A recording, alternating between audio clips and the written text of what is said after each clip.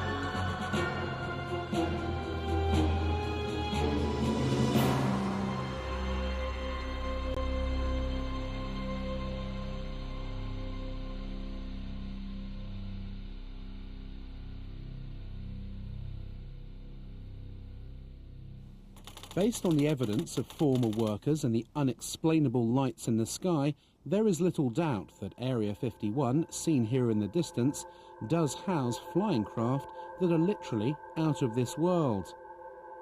If recovered alien spacecraft and bodies have been taken to this remote location since the 1950s, could a secret of this size be kept under wraps for so long?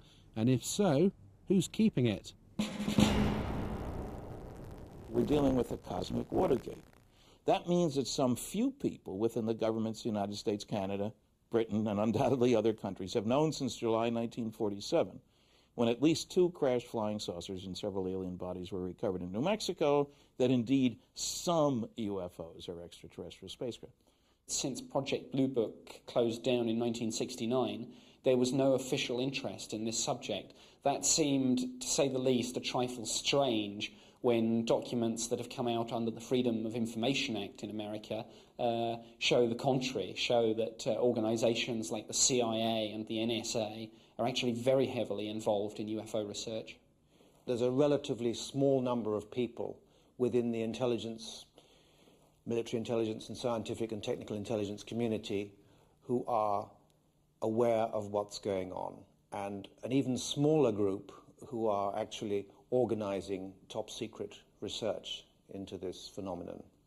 Whenever we'd have a crash, the staff people would tell the public information officer, use story number 38 in the book, and he would release details according to a standard release procedure for that kind of a story. And they never told the truth because that was always just classified information.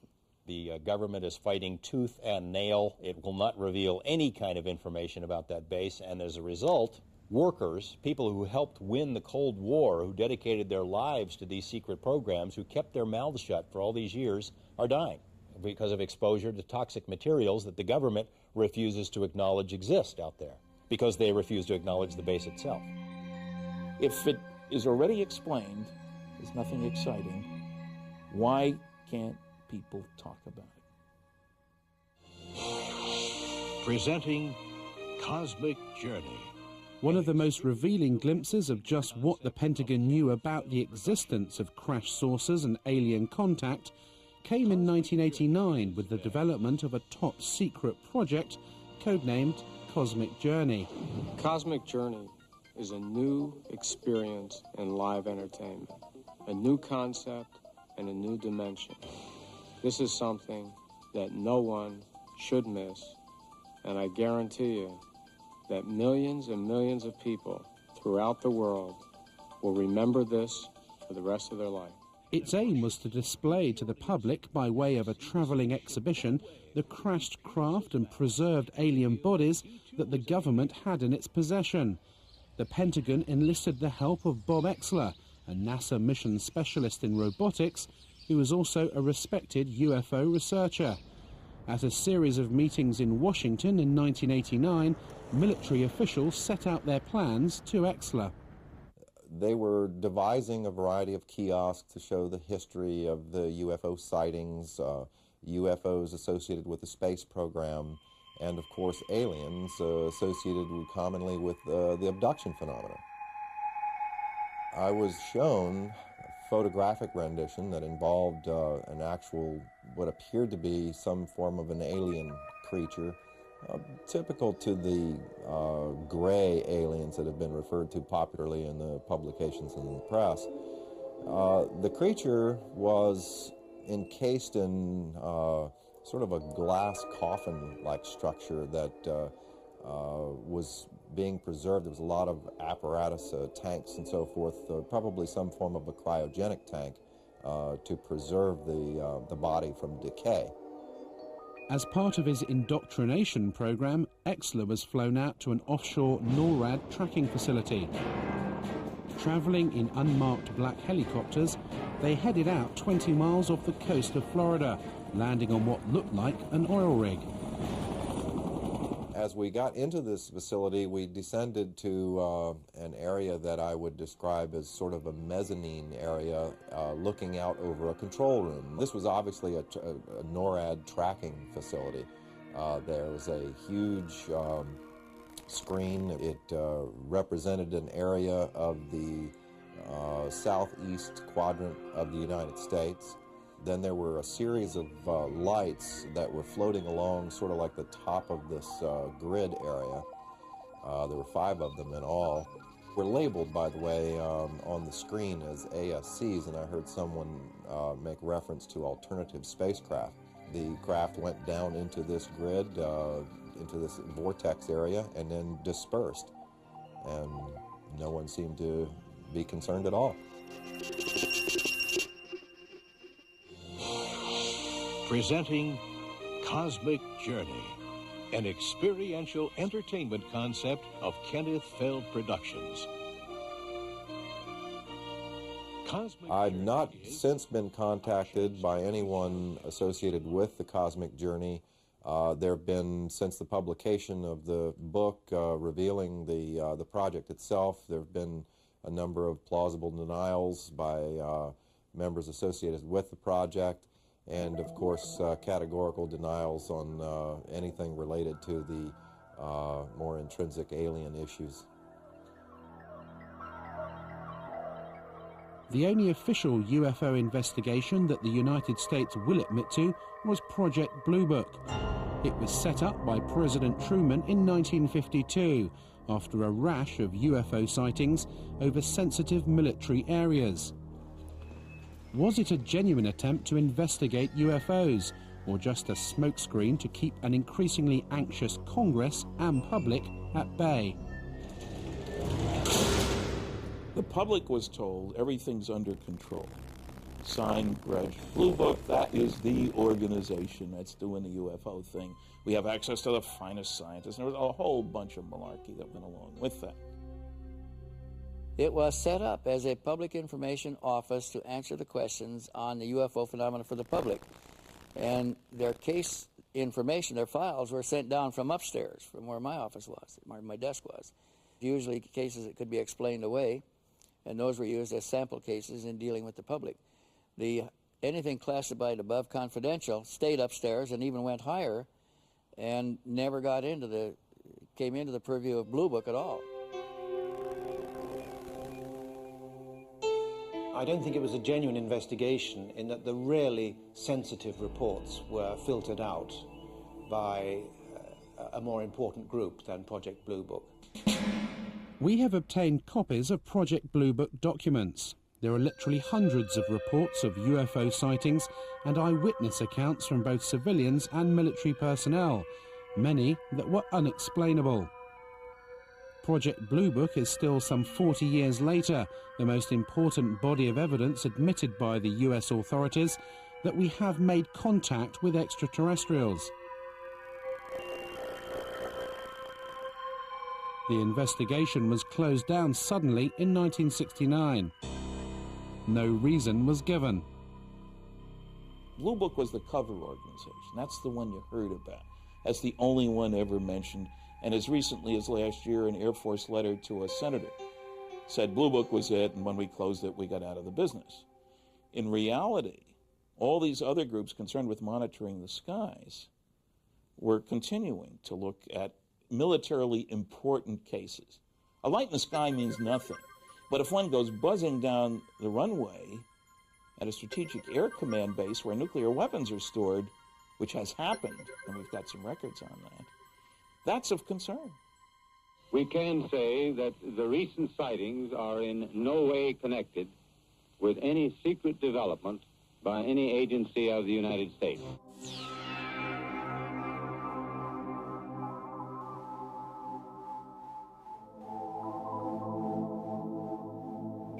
You can go and look through the Project Blue Book records and find numerous sightings which have been, quote, explained.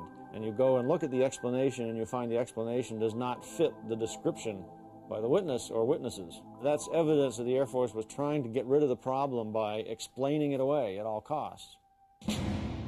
The evidence seems to suggest that the United States government is still investigating UFOs. The question is, who's in charge? Both the NSA, FBI and the CIA deny any responsibility. Because all information regarding extraterrestrials is handled as SCI, sensitive compartmentalized information, even the President of the United States in the White House behind me may not know the whole story. Who's in charge? Is it the President? Is it the Air Force? I'm convinced that we still have an analog with Majestic 12, a group of outstanding people, intelligence community primarily, and some technological people are running the show. Presidents come and go. The intelligence agencies go on forever. To the best of my knowledge, there is no official UFO investigation unit operated by the United States government. However, unofficially, the records show that the Defense Intelligence Agency, through its Defense Attaché system, has a remit to report on UFO incidents worldwide, and that's easily provable, despite the fact that the DIA maintains they have no interest at all in the subject. I tried during my 3-year tour of duty to establish contact with an opposite number in the United States. I made repeated attempts to do that, but consistently drew a blank. I was told that since Project Blue Book closed down in 1969, there was no official interest in this subject.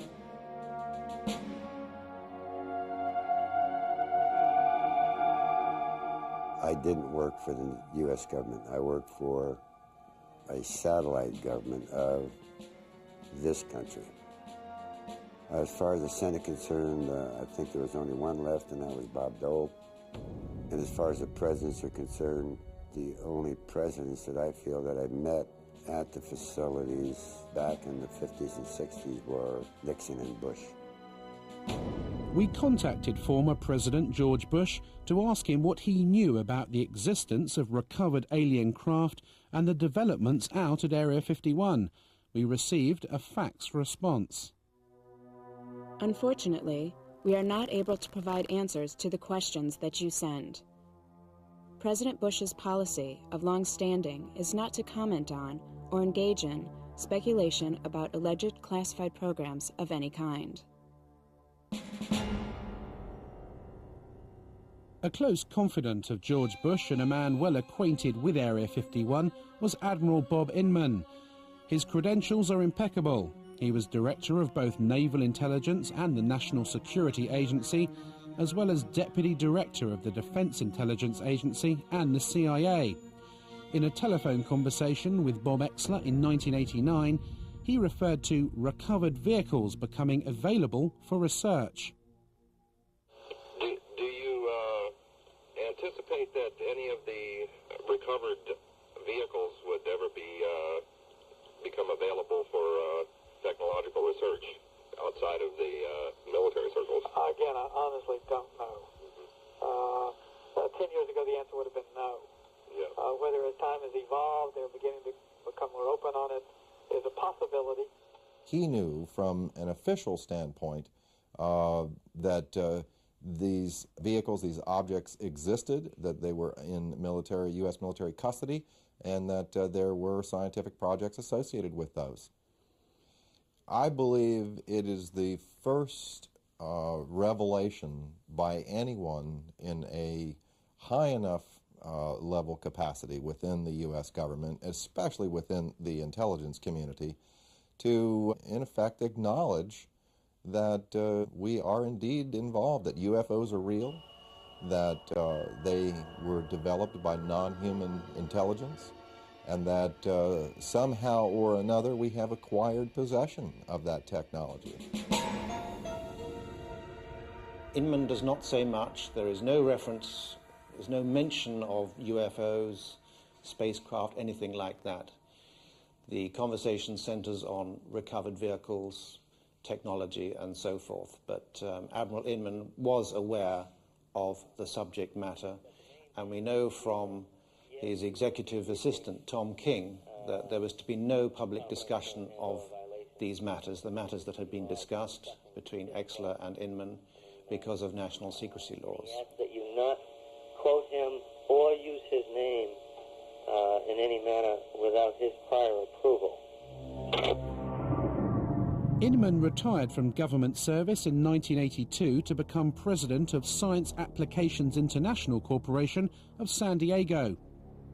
Interestingly, one of the company's primary areas of research is into gravitational propulsion systems, the same method of propulsion of flying discs that Bob Lazar worked on at Area 51.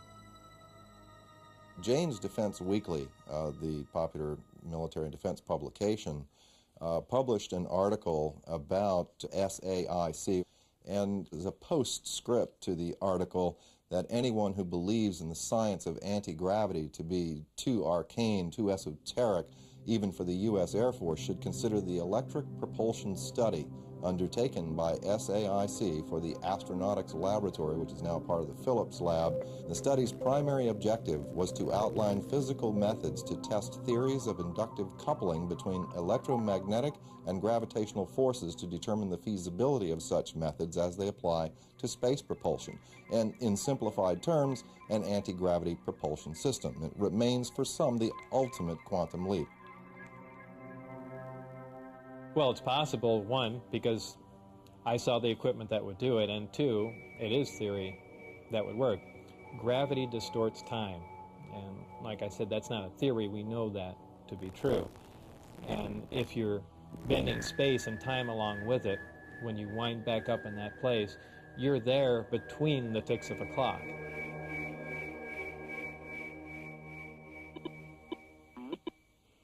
We called Admiral Inman to find out what he knows about Area 51 and why his company is developing this gravity propulsion system. Let me get right to the point that you're after. Yep. I had occasion in several different jobs to ask the question, was there any credible evidence? When I was the vice director at the Defense Intelligence Agency, the National Security Agency, the Central Intelligence Agency, I inquired at each of the three places at different times, do you have any credible evidence that would support the existence of UFO or, aliens? Yeah. And the answer was always no. Jane's wrote an article in which it mentioned Science Applications International, and it referred to some of the development it was working on as the ultimate quantum leap, exotic, shall we say, gravity propulsion systems. What exactly are those, and are they used for flying craft? I'm pausing because I want to make sure I don't overstate the case. Right. We're on a little sensitive ground here. There have been, over the years, I thought some of the early allegations of activity out in Nevada 15 years ago could well have been reflection of the prototype testing of some of the stealth vehicles. Some are clearly scientific phenomena. Some of it, again, will be something as simple as weather balloons that break loose, that get lost and go drifting. But there probably is some of it that is directly related to testing of late 20th century, early 21st century military technology related partly to reconnaissance in some cases and others to, attack aircraft.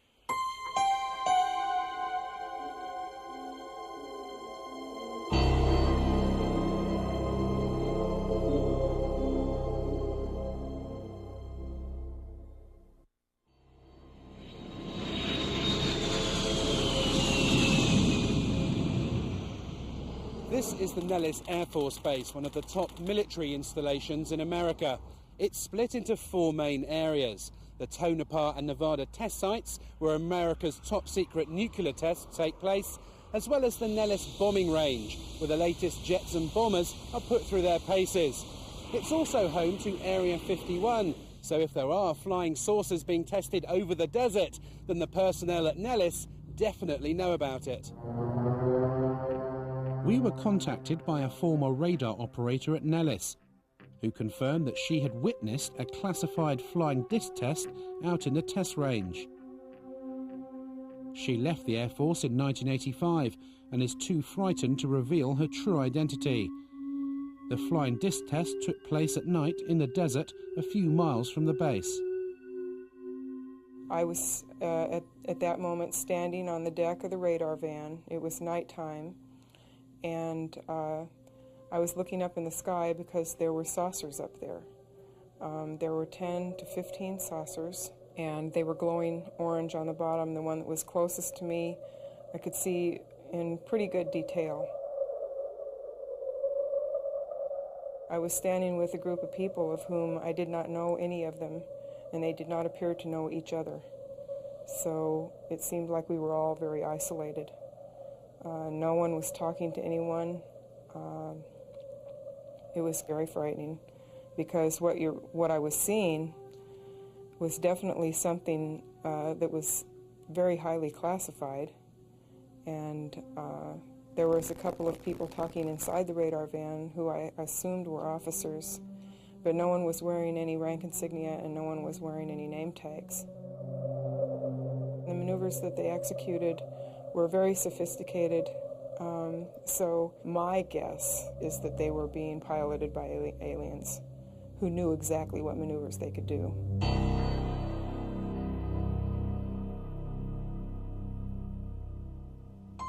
As part of the test, she was taken to what she believes was Area 51.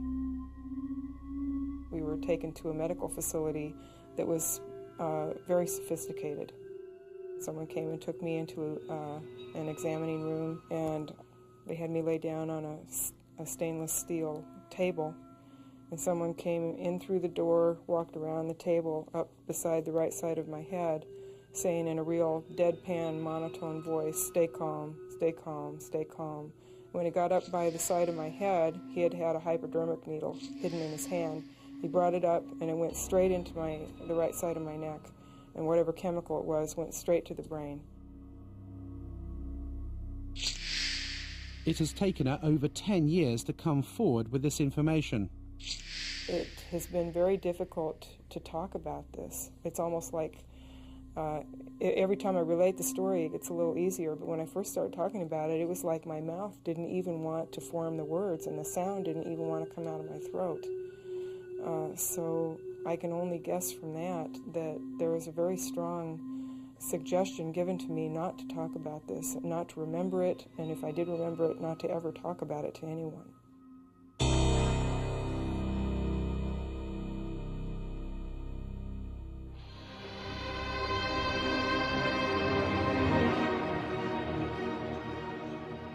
As recently as 10 years ago, this Lockheed A-12, which flew out of Groom Lake, was still one of the US Air Force's most top-secret military aircraft. If you'd seen it in the skies at night, you may be forgiven for thinking you'd just seen a UFO. So how many of the hundreds of thousands of UFO sightings every year are nothing more than military aircraft? And is the great secret of Groom Lake just a 21st century descendant of this airplane?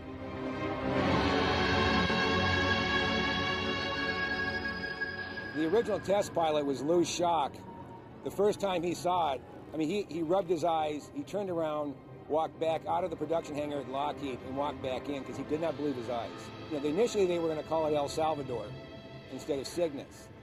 For the simple reason, in Spanish, that means the Savior or Jesus Christ. Like everybody who saw the airplane could not believe what they were seeing. It was a Buck Rogers airplane. This airplane was built, designed almost 40 years ago. 40 years before that, the hottest thing flying was a Seversky P-35. 40 years before that, it was a balloon. So the technology has not stood still. So there's a very good possibility that we are looking at man-made transportation for the 21st century. The United States Air Force alone, in 1997, according to the latest budget request, will spend more than $11 billion on research, development, and production of secret weapon systems of one kind or another. That's considerably more than the entire research and production expenditure of any other military in the world.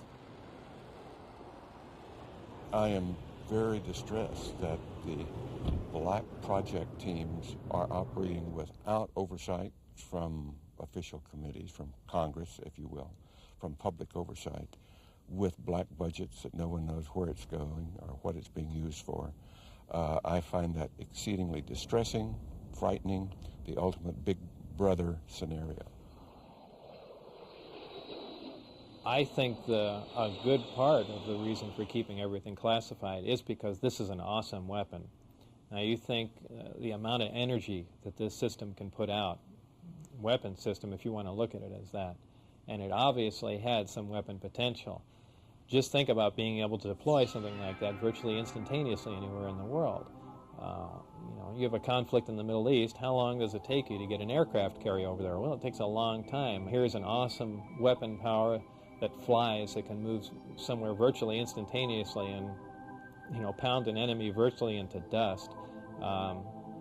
Yeah, that's something to keep awfully secret at any price, because that's something you can almost conquer the entire planet with. I'm convinced that human beings are building disc-shaped craft. In fact, it was reported that by 1960, the U.S. military had already developed a disc that could operate silently. Man-made flying saucers are indeed real. This is the Avrocar, which was launched in total secrecy in 1955, less than 10 years after alien saucers were allegedly recovered from Roswell, New Mexico. A CIA memorandum in 1955 stated that the Avrocar was based on research developed by German scientists in World War II. We have obtained the only film ever taken of the first top-secret test flights in Canada in 1960. Why was the military test-flying saucer-shaped flying craft in the 1950s, when Project Blue Book denied they existed? Was it a cover to hide the real alien saucers being tested out at Area 51? Like Project Blue Book, the Avro car was scrapped suddenly in the late 60s after millions of dollars were spent. No reason was given. More recently, the Lockheed Skunk Works in Palmdale, California, unveiled Project Dark Star, an unmanned aerial reconnaissance vehicle. Seen in hangars or in the skies, it is a UFO.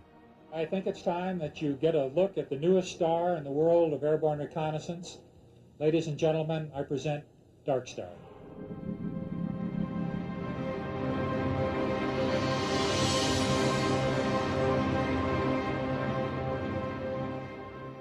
Dark Star is a very unusual looking aircraft. It has a saucer-shaped body and a pair of very long, slender wings attached to the back.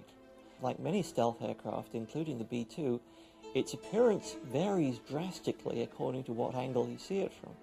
If, for example, you see the aircraft kind of edgeways on, you might well think that this was something totally foreign, totally unlike any conventional aircraft, and certainly much more like what people have described as flying saucers. I think it's quite possible that some of the things that are being developed in the United States today are of such a revolutionary nature and still very secret that when they are seen from time to time, as things inevitably do get seen when they're tested, that they could be mistaken for what people think are UFOs. At any given time, of course, the technology that we have is 5 or 10 years more advanced than the technology that is on public display. But these sorts of things do not fly over the heads of bewildered members of the public.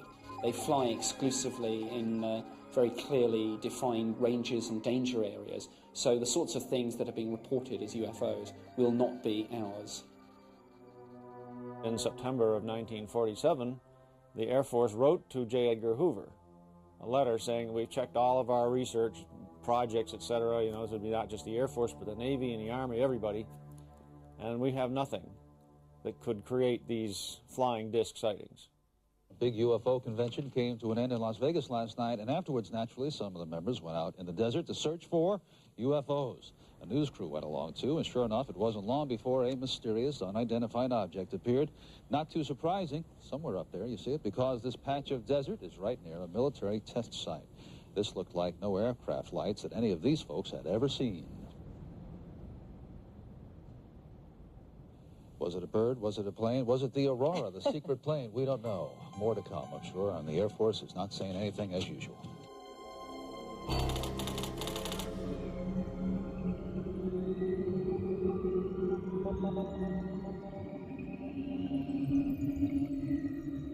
If UFOs are man-made craft, how do you explain the tens of thousands of cases of reported alien abductions every year? In 1975, 7 loggers were heading home after a day in the forest to Show Low, Arizona, and came across a bright light in the trees in the distance. Driving closer, they could clearly make out the shape of a flying saucer, which was lighting up the forest around them. Mike Rogers and Travis Walton were in the truck.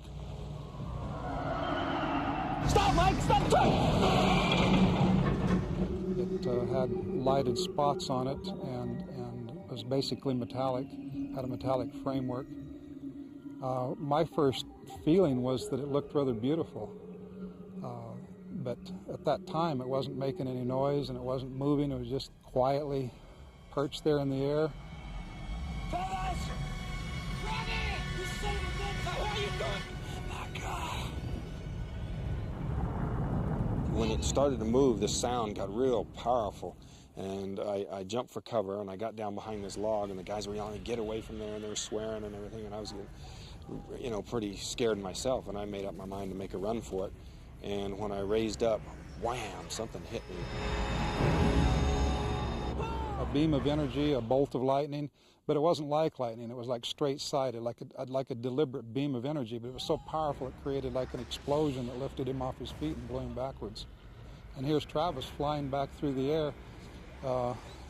He landed some distance from where he'd been standing, landed flat on his back, and as he's going through the air, his arms outstretched, he He looked lifeless at the time, like the concussion of it had already killed him or knocked him out or something.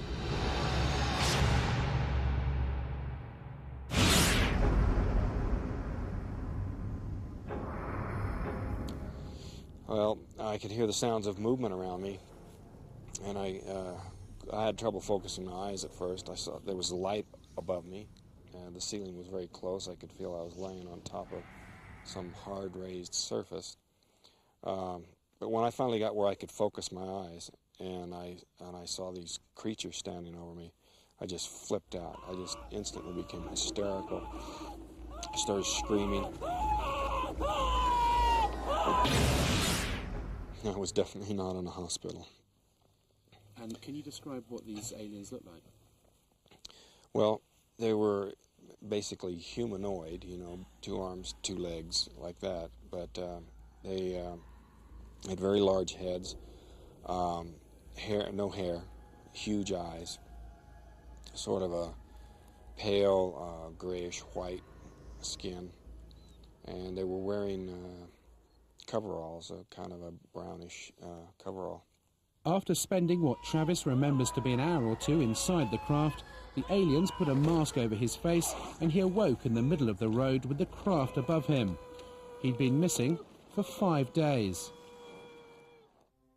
What do you say to people who say, you know, these 7 loggers in the woods have just made this whole story up? I mean, you know, 7 people see the same thing. They stick by their stories for over 2 decades. You know, all of us have taken polygraph tests. Every theory the skeptics come up with is just absurd and easily proven so. Well, I spent a day with Travis and Mike Rogers. He passed the lie detector test. Their story is consistent. There were 5 other people there, after all, who saw part of these events unfold, and who also passed the lie detector test. His story is consistent. It's never changed. In a court of law, that would make the case. I found his story profoundly convincing.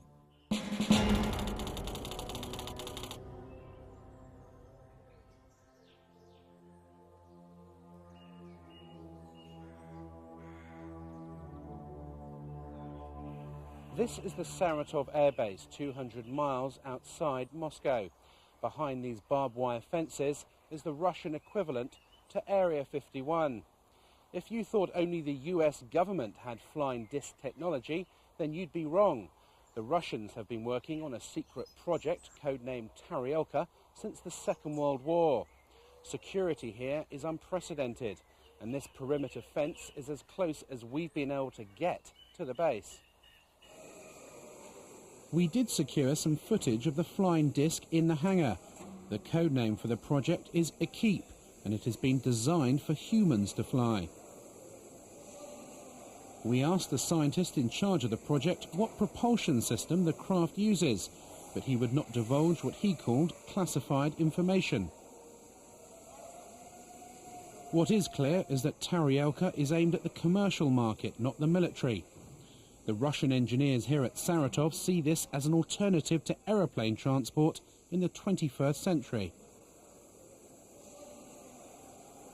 Where the production and design expertise came to build the Taryelka, no one is saying. But surely it's more than just a coincidence that the base here at Saratov is so similar to Area 51, both in location and security. And as in the US, the Taryelka project was started in the 1940s, just after the alleged saucer crash in Roswell, New Mexico. I'm pretty sure that the Russians have those craft. We were told directly by a leading Russian scientist who had worked on these things, that both the United States and the USSR had acquired information from captured Nazi scientists and had built craft like these. They knew that we had them. We knew that they had them. The story I got from the Russians before is that these same scientists who felt that there was an alien connection, Stalin himself, I was told, believed in this alien connection, that these things came from somewhere else. Now, I think because of the political changes and the political uncertainties in that country, even these scientists are backing off from that position. Well, we're not quite sure if these are alien anymore. They're not certain that the Kremlin needs any kind of a UFO expose right now. The Tarielka will be on display at trade shows around the world in a few years' time, sold off to the highest bidder. The fact that mankind may be transported in flying discs in the early part of the 21st century is a startling transition from science fiction into science fact.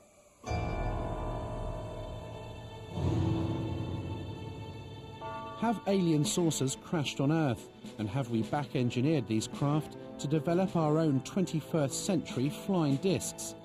The answer, however improbable, is yes.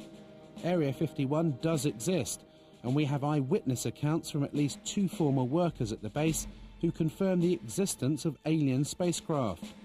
The truth seems to be out there, but will they ever admit it? It's likely to be a very long time before we discover what is actually being done out at Groom Lake now. If you look at the intelligence community particularly,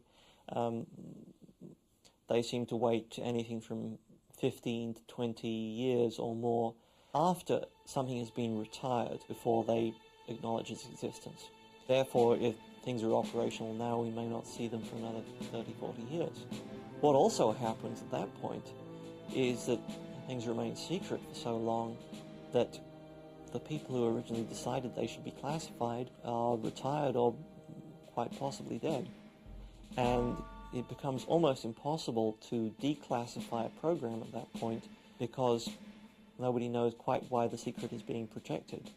The Air Force headquarters files up through 1955, 9,800 feet of material. That's 1,000 four-drawer filing cabinets. When I went to ask for stuff out of these files, only 10% of the boxes I was interested in had been classification reviewed. And in those boxes, there were withdrawal sheets all over the place. So secrets can be kept. They are being kept. One way that they're being kept is the naivete of the people who think, if this was going on, I would know about it. The ego is a powerful weapon.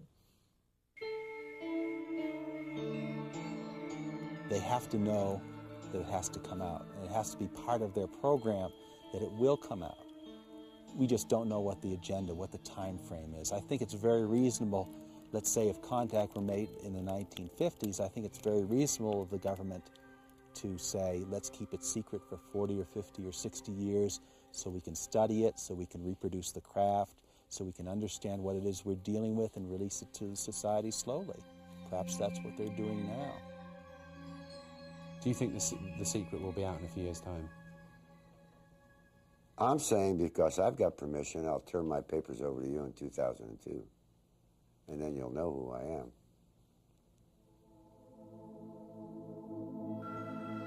It's my impression that eventually there will be a weight of evidence so massive that society will admit that they are here, and at which point the government will have to admit that they've known a lot more than they've said all along. And this isn't just the U.S. government, this is virtually every government in the world. In 1979, the SETI program was set up to search the far reaches of space for intelligent life. It would seem that we now have an answer. The real reason for the cover-up is likely to be far more sinister than mere secret technology. We have to consider that the aliens themselves may be controlling the cover-up, especially if they don't really want us to know what they're doing here. Even if there is some communication between the government and them, everything is being run by the ETs. They're so far beyond us in terms of technology that I don't think we would have a chance.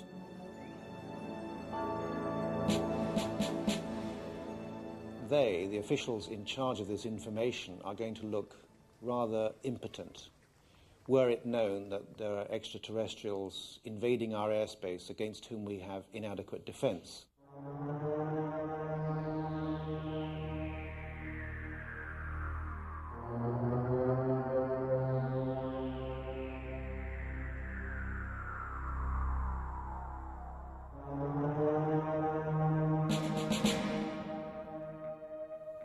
We have investigated Dreamland for over a year. Whilst we didn't see any flying discs or alien bodies, we did see lights in the sky which could not have been aeroplanes, military or otherwise. We have proved beyond a shadow of a doubt that Area 51 and a large underground base out at Groom Lake does exist.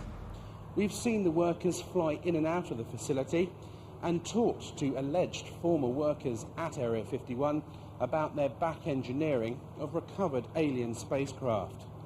We've seen actual footage of man-made flying discs, both American and Russian. And there are warehouses across America housing files like these, full of UFO reports and alien abductions. Is this body of evidence just a figment of someone's imagination? I think not. As we move closer to millennium, mankind will have to face up to the startling reality that we may not be alone, and that a select group of US government officials have known about this for some time. I occasionally think how quickly our differences worldwide would vanish if we were facing an alien threat from outside this world. And yet, I ask you, is not an alien force already among us?